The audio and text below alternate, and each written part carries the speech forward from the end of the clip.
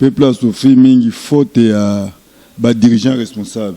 Le 19 septembre, c'est une date historique pour pousser Kabila. Dans la liste, il y a préalable, il y a IDPS.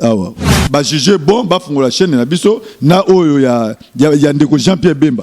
Nous ne pouvons pas sacrifier ce pays à cause d'un grand volet qui a volé Katanga. Bah ndeko na biso à G7, bah kende ceux qui bazali pour na Moïse n'a rien à voir na venir à Congo. Réquiser encore Kodjo. Faire tous ces manœuvres là. N'est-ce pas que vous entendez la Kabila tapis pour un glissement. MLC est à lieu. De fixer ces salama makasi, Thomas Loaka qui n'a presque na bango nyonso. IDPS, Tshisekedi a bengana kama député na depuis bazala kuna titre personnel. C'est-à-dire IDPS ou Tshisekedi n'a pas de députés. Mais tandis que INC, il y a Vital Kamerhe, il y a des députés au bazako contribuer peine à partie.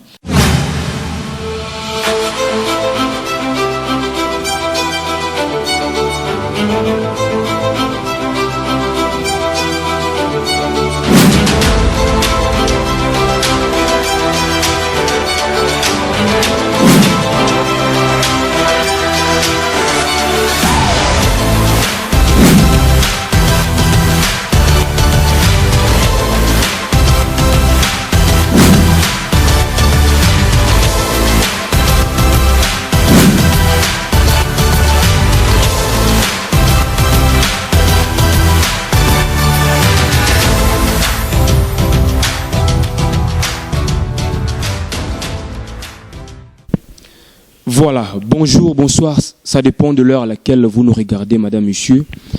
Vous en Poto, vous en Afrique, vous en États-Unis, en Asie, un peu partout. Nous sommes de cœur avec vous. Comme vous le savez, c'est le vôtre. Jérémy Lemba, autrement appelé la force neutre, l'avocat de la jeunesse. Tout ça, on a un siège à UNC. Toko kutanana moko ba cadre, moko ba kambi, lingomba UNC à Vital Kamerhe ndeko papi okata. Awana siège na bango ya Kinshasa. Bota la biso na site na biso DK Congo News TV 45.com libanda tout comme awana mboka. Topesi bino merci. Mais sans plus tarder na repesa mbote na ndeko nanga invité bongo tokota na ben ya émission na biso. Ndeko papi okata mbote boni santé RDC d'après vous. Oui, ndeko Jérémy Nazamalam santé à RDC. Oyebi peuple a souffert mingi. Peuple a souffert mingi faute à dirigeants responsables. Bazou chance à cause Vital Kamerhe. Toyebi que quelle que soit la longueur de la nuit, le soleil apparaît, finira toujours par apparaître. Et cosa qui déjà peuple mingi, mais surtout on a fait la politique autrement. Faire la politique autrement, mais qui est lentement et sûrement vers la libération à Congo. Merci ndeko papi okata bana poto bazo comprendre message na yo. Mais na kotuna to mona ki bino bande opposition bo décréta ki mokolo lundi 5 septembre dernier. Zaki mokolo zaki prévu pour la rentrée scolaire effective na tamboka na biso. Bo décréter ngo opération lundi sans école. Zaki pour na but nini. En tout cas, c'était une décision impopulaire et puis une décision prise à la hâte na groupe bande konabiso bazomi benga rassemblement.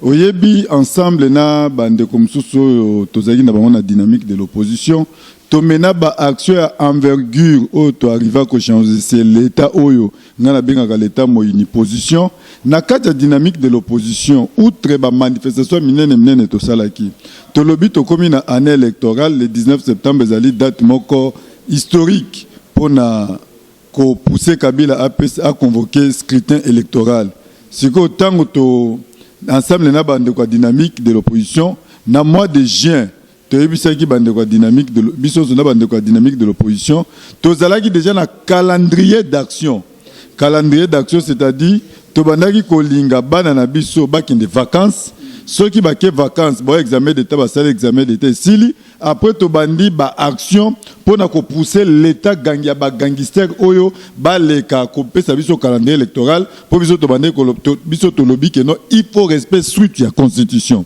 pour constitution lobby le scrutin du président de la République doit être convoqué 90 jours avant faire un mandat. Donc 90 jours on est là qui le 19 septembre.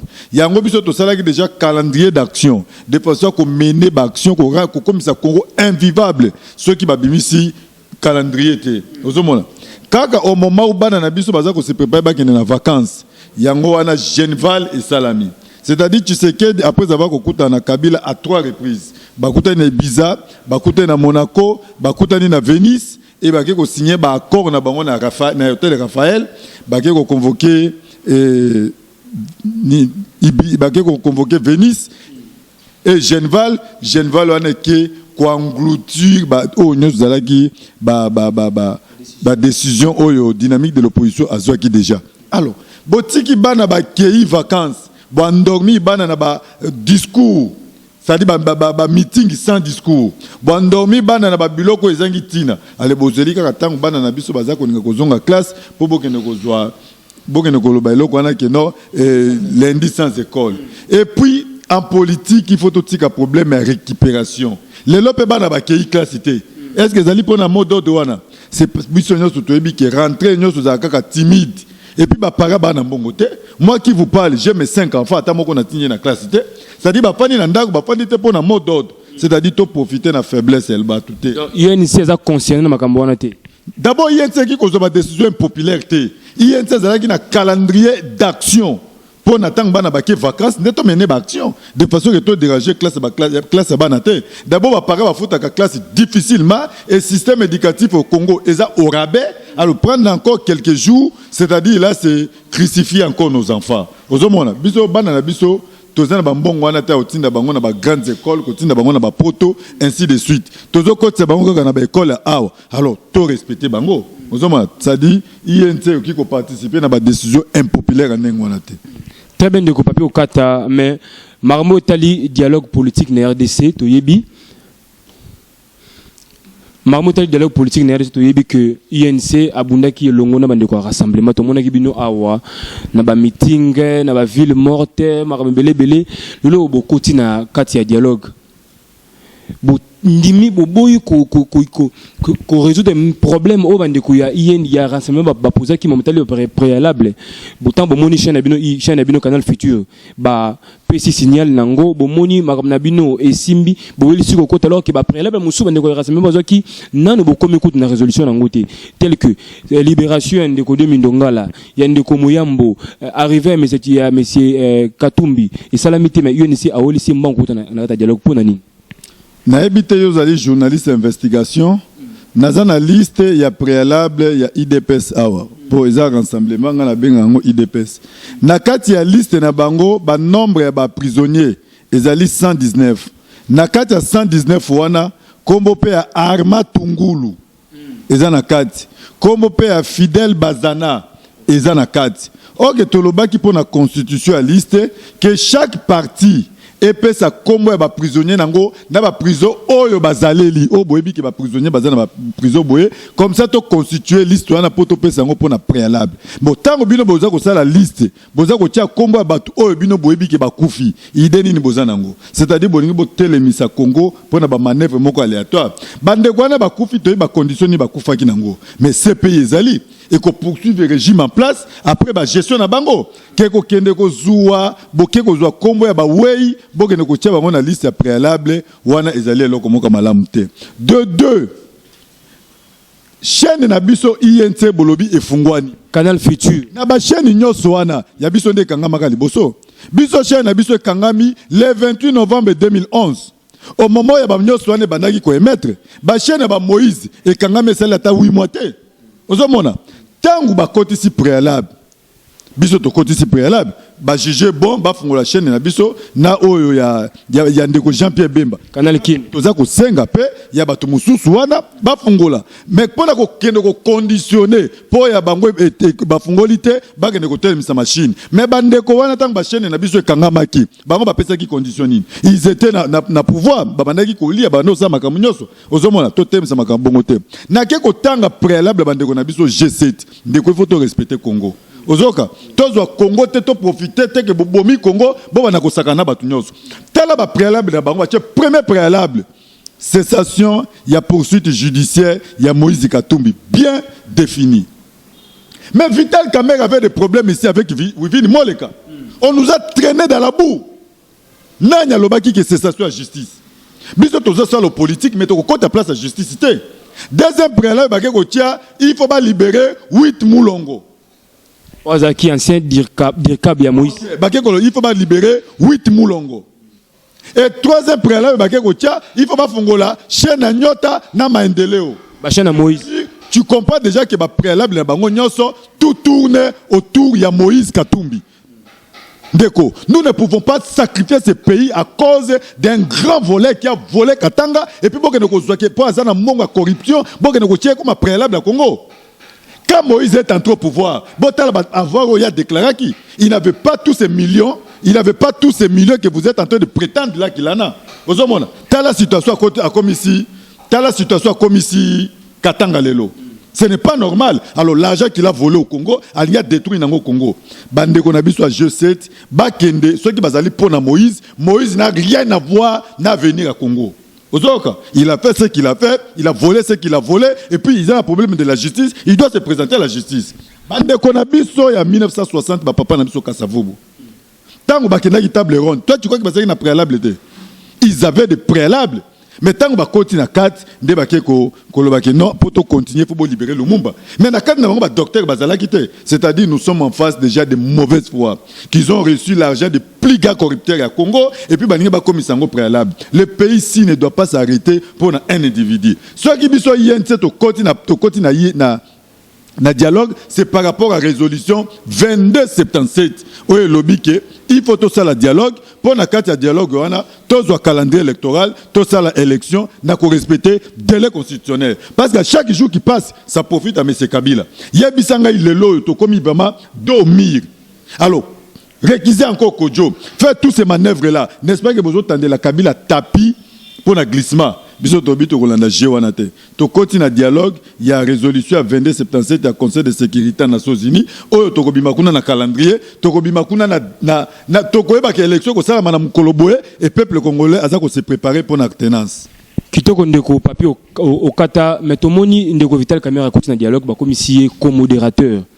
Donc bazana co-facilitateur plutôt donc bazana même assiette nandeko aider mokojo bandeko rassemblement aboyé jusqu'à ce jour mais ko ça la dialogue sans UDPS allié sans MLC sans bandeko il y a alternance pour la République et consort est-ce que et quoi aboutir dans quelque chose est-ce que vous allez peine crédible le dialogue one naibite qu'est-ce que toi tu appelles crédibilité par rapport aux individus.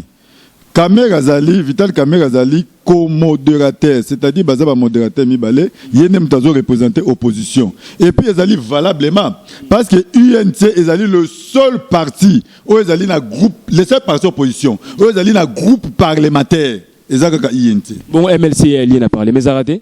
MLC est à lieu. De fixer c'est Salama Makasi, Thomas Loaka qui est presque na bango nyonso.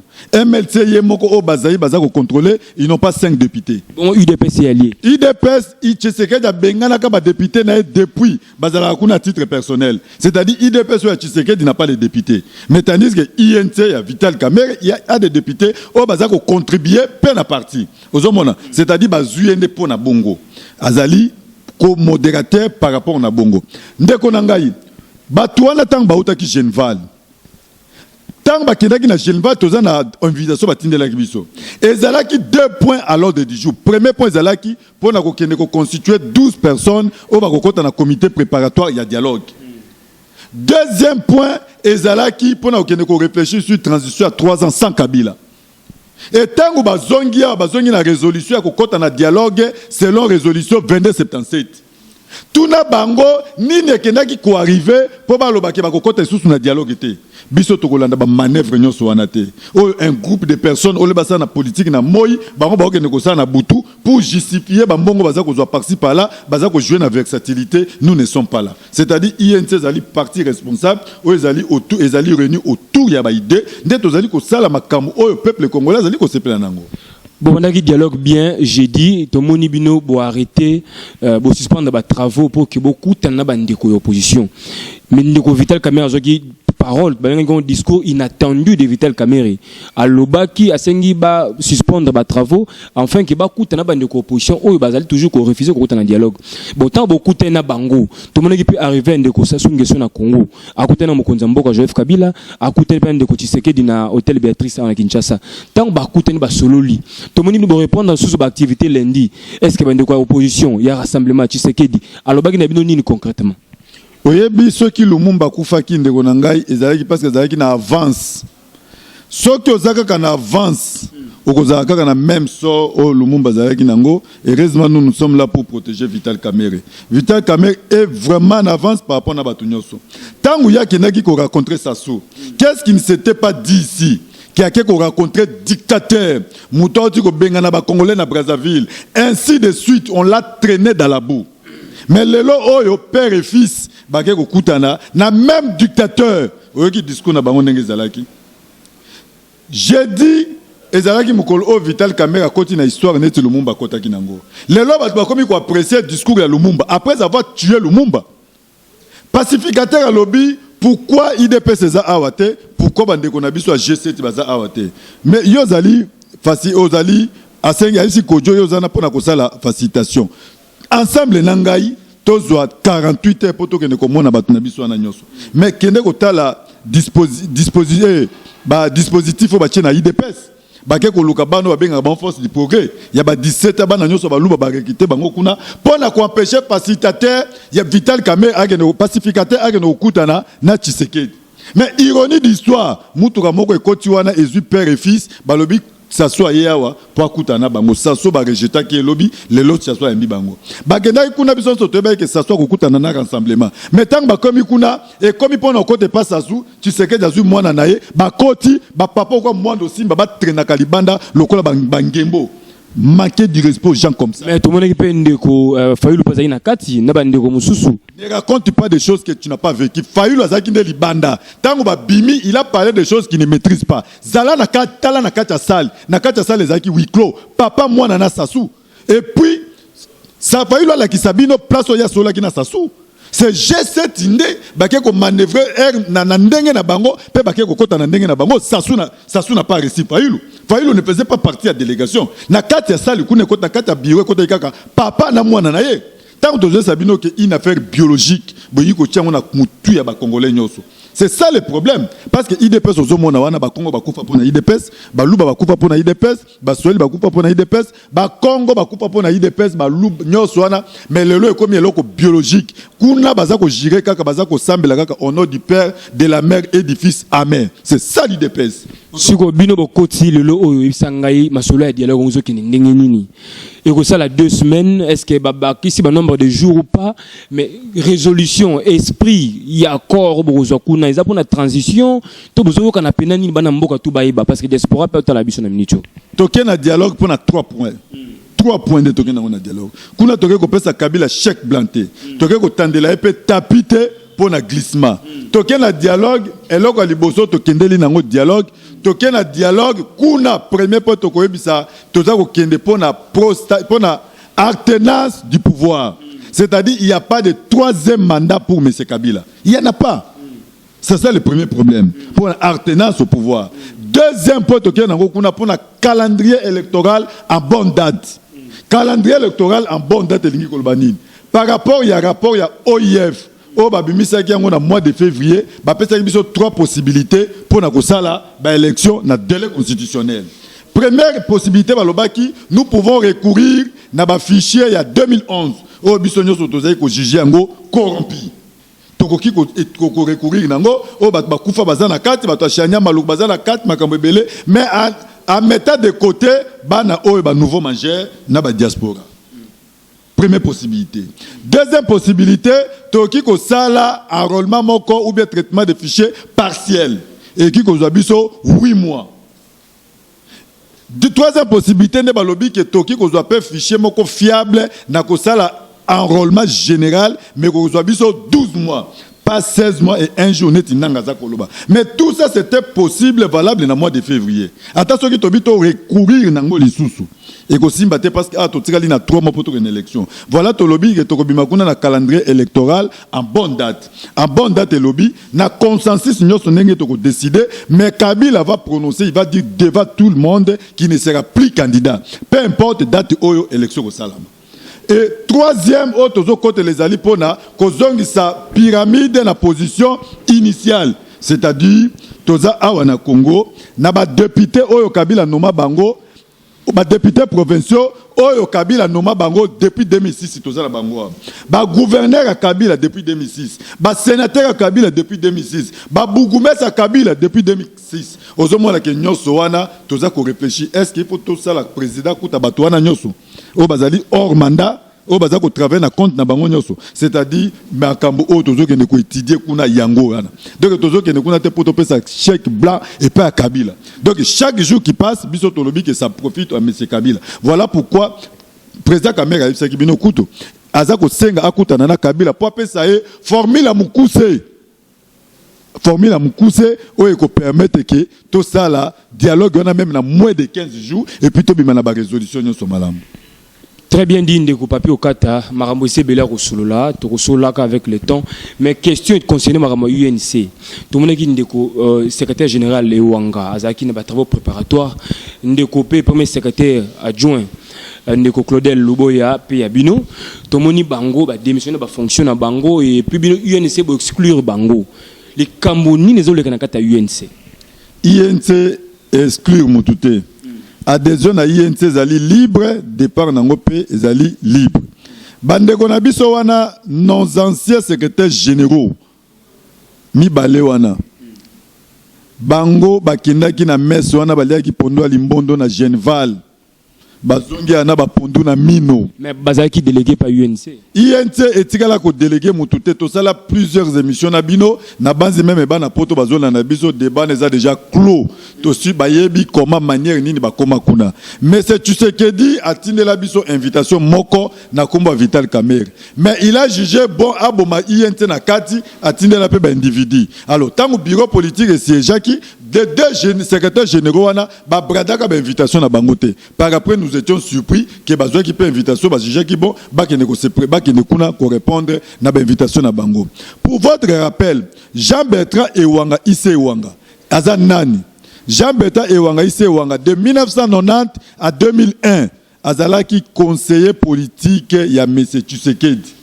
Donc c'est un ancien IDPS. Atazongeli Marigo nae eza nango na problème te. C'est en 2001 de PPRD et qui ko débauché et péché batindi comme interfédéral il y a INT na Mbandaka après que comme gouverneur donc au moins déjà ndenge et salamiwana donc bangona lubaya bakendaki na Genval bakoti messe wana Genval bazongi na bapondu na mino biso to boyi ko sambisa bango to tiki bango c'est-à-dire ezaneti okangi mwasi na yo na mubali mais o boyi ko pinirie mwasi ye moko yo ki soni ayo ki somo akimi il s'était auto exclu to bengani bango te to bengani bango te parce que baza ba membre cofondateur ya INC.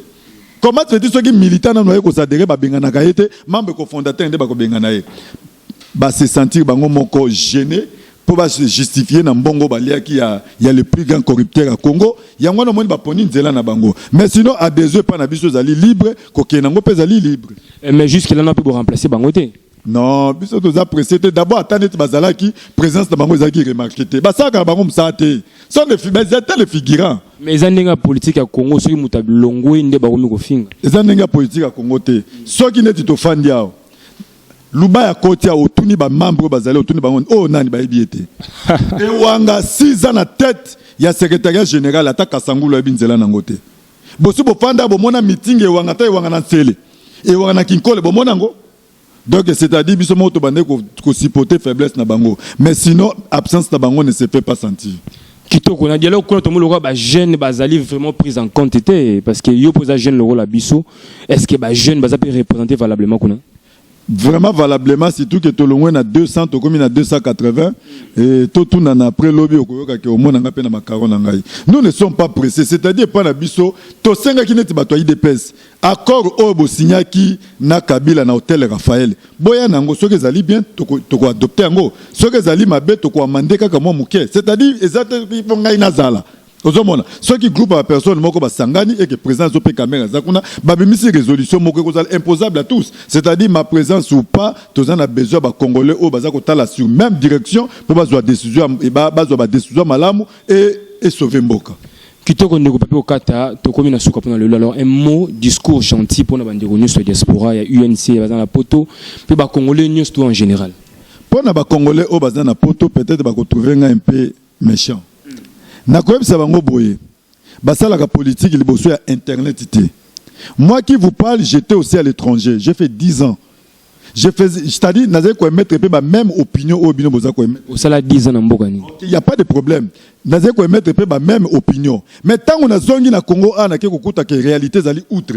Même ndeko na biso bokechu tanga loba ke na ngi ko loba na ko banga prison, na ko loba na ko banga liwa. Mais biso prison na toza ko vivre na cher, liwa wana toza ko vivre du jour au jour. Un peu de respect et pas ba o bazali ko bunda sur place dans l'état gangster wa zaliao. Baza ko yoka biloko na ba internet na ba ainsi de suite. INC ezali mieux placé si vous avez les problèmes de INC, bo tuni biso to ko répondre bino. Ozomona ke tokende ko zwa pays oyo to komisango en otage, c'est-à-dire quoi? Ceux qui Tshisekedi a kuta na majorité, ba pesi mbongo ezambongo à l'état. Mais ceux qui batu mususu ba kuta na majorité, ba pesi ba mbongo ezali corruption. Ceux qui Tshisekedi a kuta ni na kojo, ba sololi ezana problème te. Ceux qui batu mususu ba kuta na kojo a komi kabiliste. Ceux qui Tshisekedi a ndimi ko sala non. Nanya pesi totika kopesa mutu moko monopole o yenda azali na droit de décision, azali na droit boyer, azali na droit boyer, azali na droit ba kompe mukolo, il peut aussi commettre des erreurs comme il a toujours fait. Ozomona na isa ki bango boye na uta pe ko balelo na ba chaîne mususu que ide Tshisekedi na Kamere bazana destin croisé. C'est-à-dire quoi? Tshisekedi a travaillé 17 ans à Mobutu de 1965 à 1982.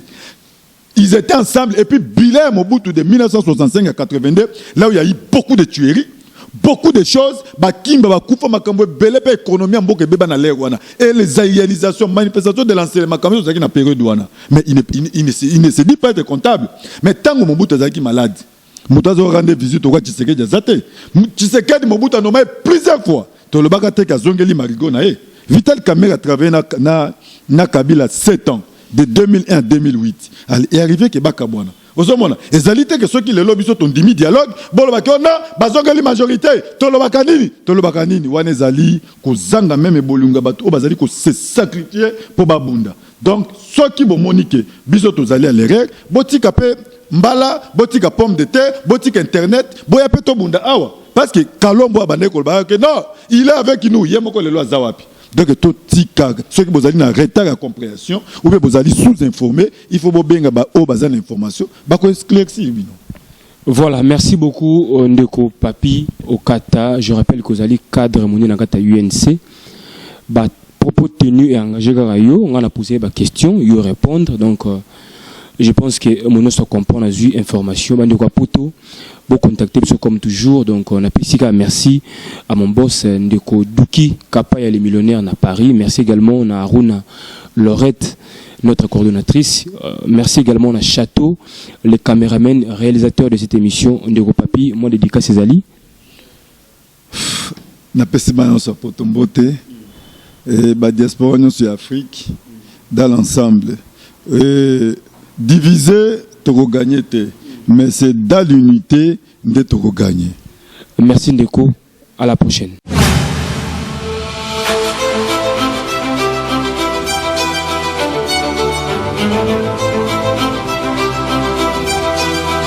BK Communist TV 45, BK Communist TV 45, un site professionnel avec